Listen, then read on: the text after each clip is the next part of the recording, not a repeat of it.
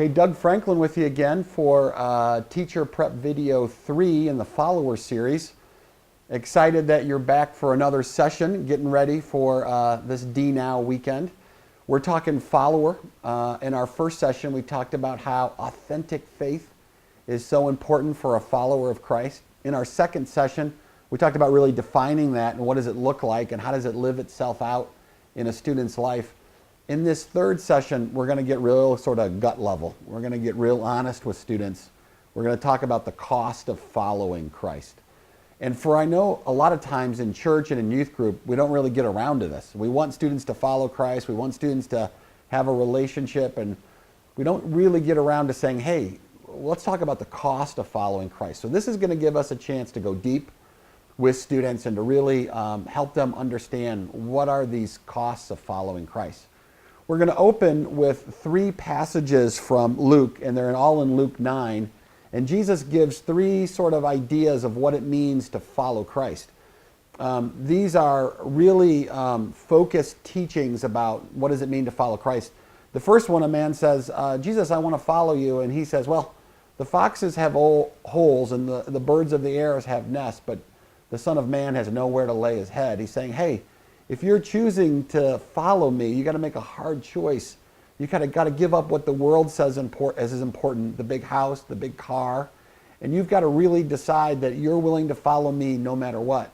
No matter if the bank account is empty, no matter if there's no friends, no matter what.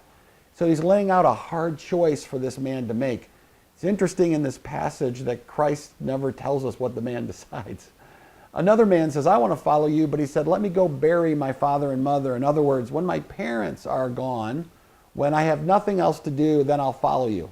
I think for our students, this is a really interesting one. I don't know how many students have said to me over my 30 years of youth ministry, have said, you know, Doug, when I kind of establish myself, when I get married, when I have a couple of kids, when I get that house and I pay off everything, then I'm really gonna think about becoming a full-time missionary.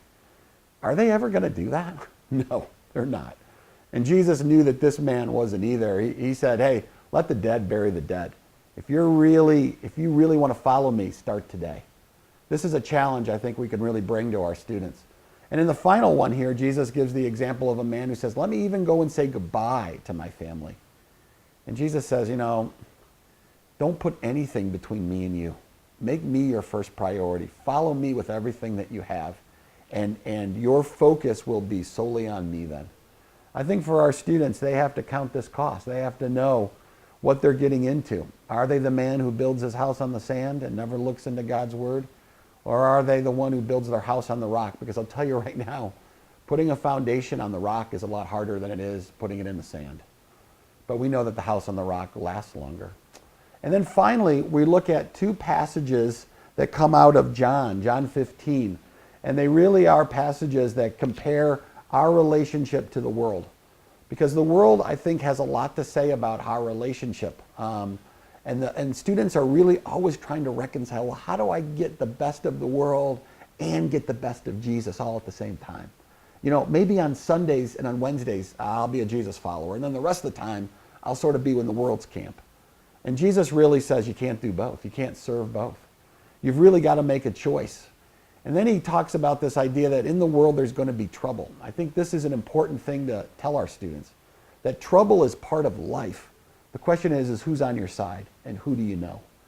Because when you know Jesus, even though you have trouble, you will still know his peace. You will know a relationship with him, and you'll know the purpose and the reasons for all the things that you face in life. Our students are making a decision every day. Will it be the world or will it be Jesus? This passage gives us a real chance to help them understand following Jesus, there's a cost, but there's also a huge reward. And that's kind of what we end with what is the reward? Because our students think that the reward is heaven, right? Someday we get to go to heaven. And they have a hard time reconciling why they're sacrificing now for something that'll happen a long time from now. We know our students can't even remember yesterday, so a long time from now seems like it's not important to them. But the truth of the matter is that he says in this passage that if we follow him, we will overcome the world because he has overcome the world today, now. We might face tragedy. We might face the death in our family. We might face a disability. We might face all kinds of things. But he's overcome the world. And he's in us. And who's in us is more powerful than the world. And that is comfort, and that is peace, and that is true reward. We're going to end this session with a chance for you to let your students have a little bit of alone time, kind of process this, maybe make some decisions.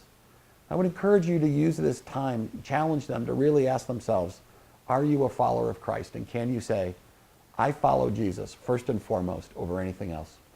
This is a great lesson. For some of you, it'll be the last one. And so this will be a chance for you to really challenge students. For others, you'll be back for lesson 4, and we look forward to that. But I pray that this lesson will be powerful in the lives of your student.